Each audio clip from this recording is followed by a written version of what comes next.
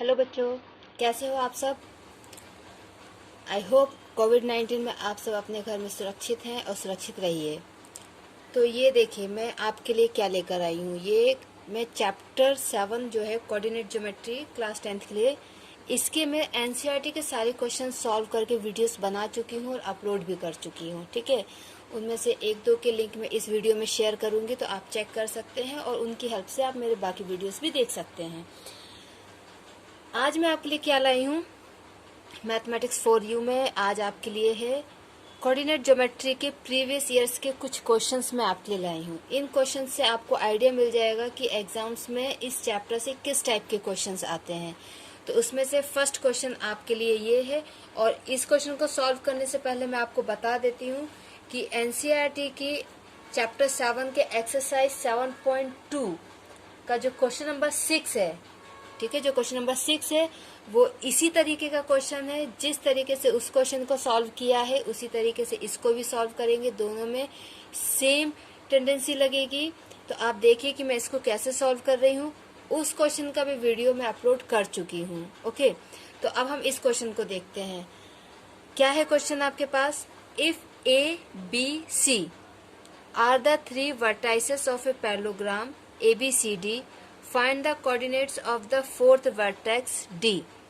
एक पैरेललोग्राम है, उसके ए बी सी 3 वर्टेक्स आपको दिए हुए हैं, 4th वर्टेक्स के आपको कोऑर्डिनेट्स निकालने हैं। ओके, कोऑर्डिनेट्स क्या होता है, वर्टेक्स क्या होते हैं और इसके फॉर्मूले क्या होते हैं, उसके लिए आप मेरा वीडियो देखिए, इंट्रोडक्शन ऑफ कोऑर्डिनेट ज्योमेट्री। उसका लिंक मैं इसमें शेयर करूंगी, तो आपको ये सारी चीज़ें पता चल जाएंगी। ठीक है, मैं फिर भी थोड़ा सा आपको यहाँ बता देती हूँ कि पैरेललोग्राम क्या होता है। पैरेललोग्राम एक ऐसा फिगर होता है, 4 मीन्स क्लोज्ड फिगर होता है, 4 लाइन का क्लोज्ड फिगर होता है। एक्चुअल में पैरेललोग्राम ऐसा बनता है। ठीक है, ठीक है, मीन्स 4 लाइन का क्लोज्ड फिगर होता है जिसके इन चारों एंगल्स का सम 360 होता है। इसके अलावा इसकी जो प्रॉपर्टी इस क्वेश्चन में यूज़ होगी वो ये है कि पैरेललोग्राम के ये जो डायगोनल्स होते हैं, इनको डायगोनल्स कहते हैं। ये जो अपोजिट वर्टेक्स को जोड़ते हैं, इन लाइंस को हम बोलते हैं डायगोनल्स। तो पैरेललोग्राम के जो डायगोनल्स होते हैं ये एक दूसरे को इक्वल पार्ट्स में बाइसेक्ट करते हैं। बाइसेक्ट मीन्स 2 बराबर हिस्सों में उनको तोड़ना या विभाजित करना।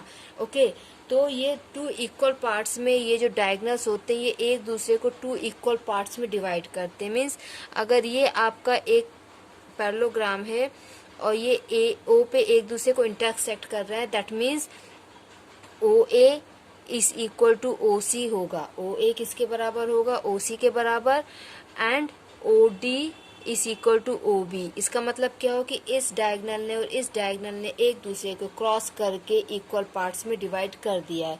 इसी प्रॉपर्टी को हम यूज करेंगे इस क्वेश्चन में। तो देखते हैं कैसे करेंगे। सबसे पहली बात तो ये कि जब भी आप कोऑर्डिनेट ज्योमेट्री कि क्वेश्चन सॉल्व करें और उसमें आपको ट्रायंगल या पैरेललोग्राम यूज होता है, तो हमेशा जो नेमिंग आप करोगे वो आप साइक्लिक ऑर्डर में करोगे। आप ऐसे करोगे ए बी सी डी या फिर ए बी सी डी। ठीक है, साइक्लिक ऑर्डर में करना। ऐसा बिल्कुल नहीं करना कि ए यहाँ, बी यहाँ और सी यहाँ।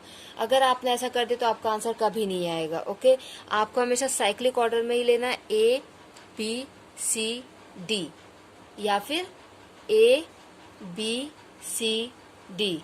Is that clear. अब चलिए हम अपने क्वेश्चन के अकॉर्डिंग हम ये फिगर बना लेते हैं। ठीक है, वैसे इस फिगर की क्वेश्चन एग्जाम में अगर आप नहीं भी बनाते हैं तो आपके मार्क्स बिल्कुल भी नहीं कटेंगे। ओके, ये सिर्फ आपको समझाने के लिए मैं बना रही हूँ। तो ए आपका क्या है, 1,2, इसको हम x1 y1 बोल देते हैं। बी आपका क्या है, 4,3, इसको हम x2 y2 कहते हैं। और सी है आपका 6,6, इसको हम x3 एंड y3 कह देते हैं। डी जो हमको निकालना है ये हो जाएगा आपका x4 एंड y4। ओके, और ये जो डायगोनल्स एक दूसरे को इंटरसेक्ट करेंगे ऊपर, इनको हम बोल देते हैं x एंड y। ठीक है, ये हमारा कंप्लीट हो गया। अब इसको हम कैसे करते हैं देखिए। ए क्या है, 1,2, x1 y1। Okay, B 4,3, x2 y2 and C 6,6, x3 y3। D हमने लिया है x4 एंड y4 और ओ को हमने लिया है x एंड y। क्लियर? यहाँ तक क्लियर है आपको? अब देखिए क्या करेंगे हम, यहाँ पे हम फॉर्मूला यूज़ करेंगे डिस्टेंस, हम यहाँ पे यूज़ करेंगे सेक्शन फार्मूला, ठीक है। और सेक्शन फार्मूला में हम कौन सा यूज़ करेंगे? मिड, मीन्स जब किसी लाइन को एकदम सेंटर से दो पार्ट्स में डिवाइड किया जाता है तो वो वाला फार्मूला हम यूज़ करेंगे, ठीक है। तो वो फार्मूला क्या होता है आपका, देखिए हम ये यहाँ पे आप देखिए ध्यान से, ये जो आपका ए सी है, ए सी के लिए ये जो ओ है ये सेंटर पॉइंट है, ठीक है। ए सी के लिए जो ओ है वो सेंटर पॉइंट है, ठीक है। तो हम यहाँ पे सेंटर फॉर्मूला अप्लाई करेंगे। ए के कोऑर्डिनेट्स x1 y1, सी के कोऑर्डिनेट्स x3 y3, हमको निकालना है x एंड y। तो देखिए A1,2 x1 y1, सी 6,6 x3 y3 और O x, y। तो हम यहाँ पे x निकालेंगे। x आपका क्या होगा? x1 प्लस x3/2, ठीक है। ये सेक्शन फार्मूले का सेंटर पॉइंट का फार्मूला होता है, ठीक है। दोनों कोऑर्डिनेट्स को प्लस करके 2 से डिवाइड कर देते हैं। सो x1 क्या है? 1 एंड x2 है 6, ये आ गया 7/2। तो आपका x क्या आ गया? 7/2, ओके। x आपका क्या आ गया? 7/2। अब देखिए y क्या हो जाएगा आपका? y1 प्लस y2/2, y1 है 2 एंड y2 है 6/2, तो ये आपका आ गया 4। आपका y कितना आ गया? 4, ठीक है। आपने क्या किया? ये वाला डायगोनल यूज करके x और y निकाल लिया, क्लियर। अब ये जो x और y है ये इस डायगोनल के लिए भी वही होंगे जो इस डायगोनल के लिए होंगे, क्यों? क्योंकि ये तो कॉमन पॉइंट है, ठीक है। और इस डायगोनल के लिए भी ये सेंटर पॉइंट है। अब हम बी डी के अकॉर्डिंग x और y निकालेंगे, ठीक है। हमारे पास x और y है, हमने x y निकाल लिया। अब हम x4 और y4 इस x y और x2 y2 की हेल्प से x4 और y4 निकालेंगे। तो देखिए कैसे, आपका D ये है और B ये है, x4 y4 और ये है x2 y2 और O है आपका x एंड y, क्लियर, ठीक है। अब इसको देखिए कैसे निकालते हैं हम। आपका x इक्वल टू होगा x4 प्लस x2/2, ठीक है। हम x ऑलरेडी निकाल चुके हैं 7/2, हम यहाँ पे रख देते हैं 7/2। x4 हमारे पास नहीं है, x2 हमारे पास है 4, आप चेक कर सकते हैं, ओके। ये 2 से 2 cancel, clear. 7 is equal to x4 plus 4, 7 minus 4 is equal to x4, 3 is equal to x4। Means D का फर्स्ट कोऑर्डिनेट x, जिसको हम एब्सिसा भी कहते हैं, क्या आ गया? 3, ओके। अब हम निकालते हैं y आपका क्या होगा? y4 प्लस y2/2, हम y ऑलरेडी निकाल चुके हैं 4, सो 4 इज इक्वल टू y4 हमारे पास नहीं है, y2 हमारे पास है 3/2, ये 2 यहाँ चला जाएगा तो हो जाएगा 8 minus 3 is equal to y4, 5 is equal to y4। तो आपका y4 कितना आ गया? 5। इस तरीके से ये आपको क्वेश्चन सॉल्व करना है। आप क्वेश्चन नंबर 6 देख सकते हैं एक्सरसाइज 7.2 एनसीईआरटी की बुक से। दोनों में ही सेम कॉन्सेप्ट यूज किया है क्वेश्चन को सॉल्व करने के लिए, ओके। अब ये एक क्वेश्चन और है मेरे पास जो एग्जाम में आ चुका है और ये आया है 2013 में, दिल्ली के एग्ज़ाम 2013 में ये क्वेश्चन आ चुका है, ठीक है। तो ये सेम क्वेश्चन उसी के जैसा है बट थोड़ा सा इसमें एक्सटेंड किया गया है। इसका मतलब ये है कि अगर ये क्वेश्चन या इस टाइप का क्वेश्चन आपको एग्ज़ाम में आता है तो ये 4 to 5 मार्क्स का क्वेश्चन आएगा। तो देखिए क्वेश्चन क्या है, the 3 vertices of a parallelogram ABCD are. Same वैसा ही क्वेश्चन है, आपको 3 वर्टाइसेस दिए हुए हैं। तो ए को हम ले लेते हैं x1 y1, बी को हम ले लेते हैं -1, -3 को x2 y2 एंड सी है आपका -6, 3 x3 y3। ओके, आपको डी निकालना है जिसको हमने x4 एंड y4 मान लिया है, और ये आपके उसी तरीके से निकलेगा जिस तरीके से हमने इससे पहले वाला क्वेश्चन किया है कि डायगोनल्स जो हैं इक्वल पार्ट्स में मीन्स एक दूसरे को बाइसेक्ट करते हैं। ओ के कोऑर्डिनेट्स हम ले लेते हैं x एंड y। ओके, तो अब हम इसको सॉल्व करना स्टार्ट करते हैं। जैसे कि मैंने आपसे कहा है, कोऑर्डिनेट्स जो होते हैं हमेशा आप साइक्लिक ऑर्डर में लीजिए। तो ये आपने कर लिया है। अब हम निकालते हैं ओ के कोऑर्डिनेट्स। पहले हम किसकी हेल्प से निकालेंगे, जिसके हमको दिए हुए हैं, हमको ए और सी का दिया हुआ है।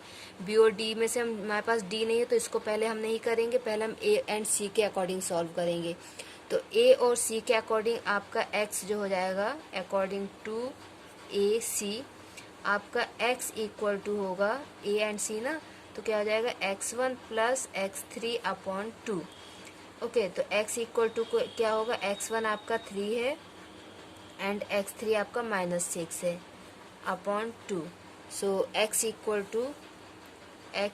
टू क्या हो जाएगा 3 - 6 upon 2, x is equal to -3 upon 2। This is your x। Okay, this is your x। अब हम निकालते हैं y इक्वल टू क्या हो जाएगा y1 प्लस y3 अपॉन 2।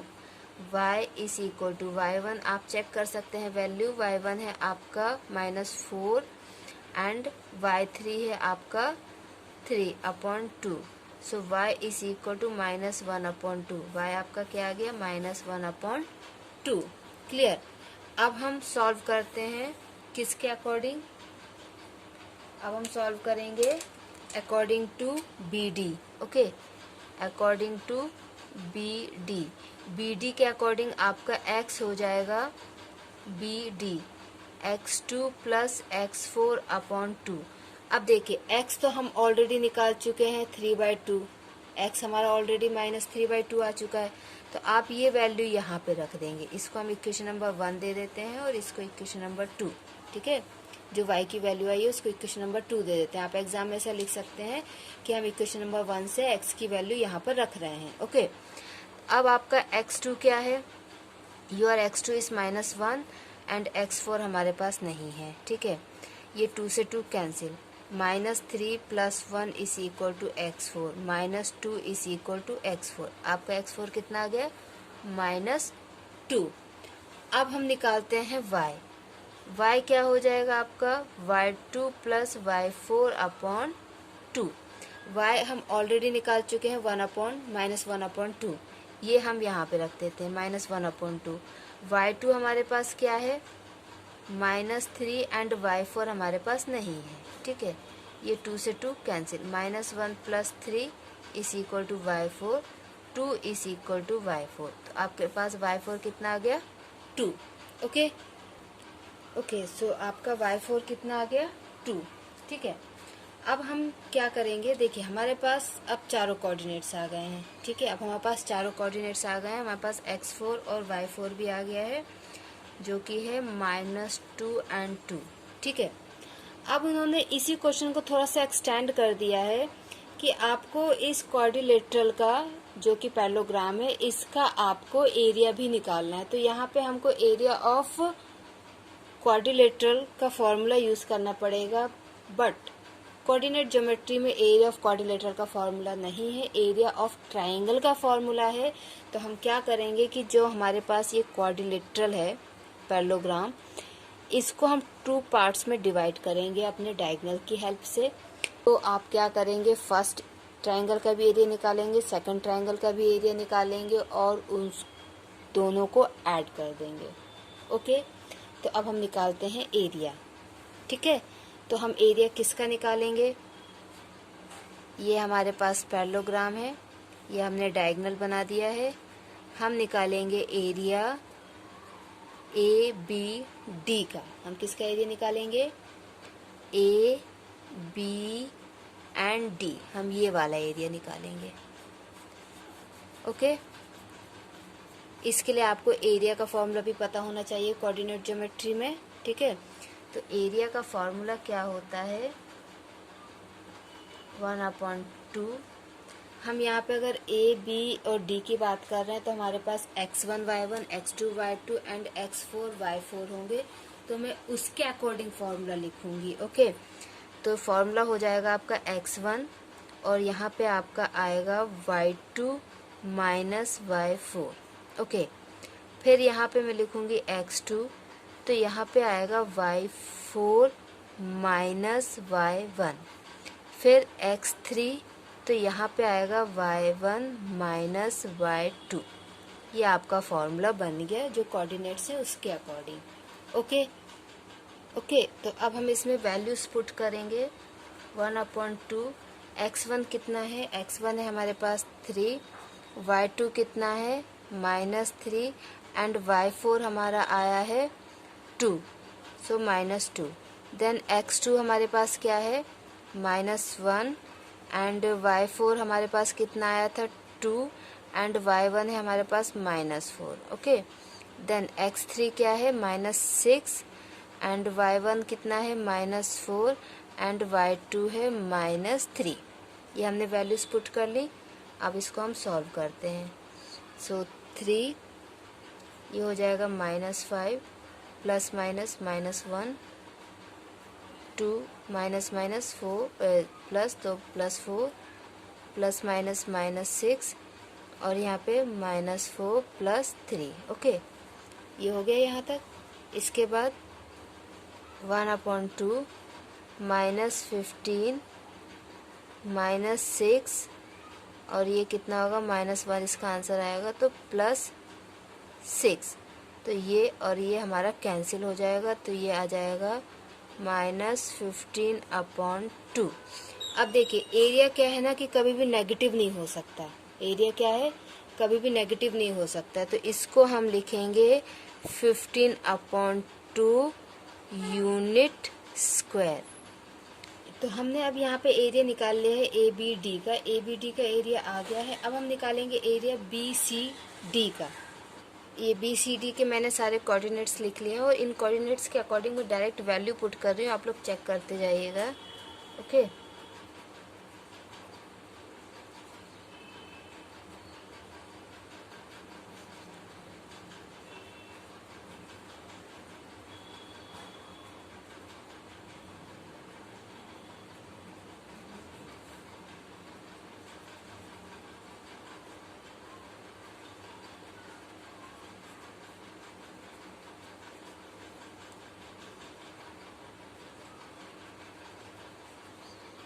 तो आपका ये आंसर आ जाएगा -19/2।